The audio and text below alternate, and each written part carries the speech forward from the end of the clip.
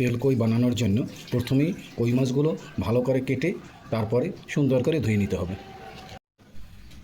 মাছগুলো মাঝামাঝিভাবে ভেজে নিলাম।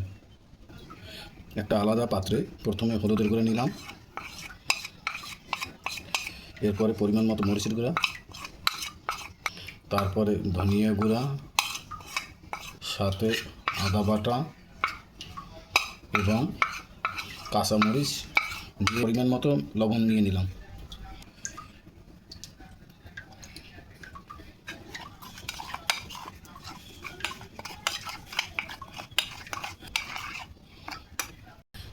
সরিষার তেল পরিমাণ মতো নিলাম।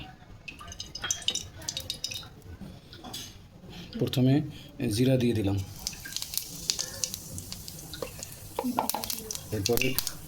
এরপরে কালো জিরা ফোড়ন দিলাম,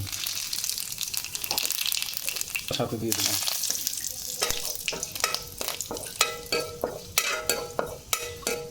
মশলার মিশ্রণটি দিয়ে দিলাম।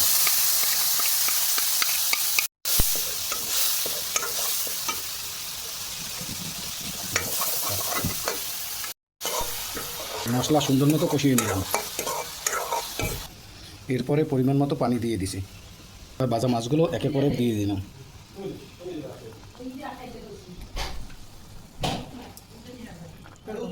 এইভাবে কিছুক্ষণ রেখে দিলাম।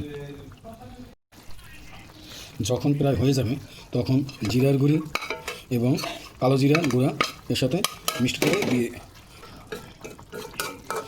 জিরা এবং কালো জিরা দিয়ে ভালো করে নেড়ে দিলাম। এখন তেল কই রান্না হয়ে গেছে। এভাবে তৈরি হয়ে গেল আমাদের তেল কই রেসিপি। আপনাদের যদি ভালো লাগে তাহলে কমেন্ট করবেন এবং লাইক দিবেন এবং ফলো দেবেন। সকলকে ধন্যবাদ।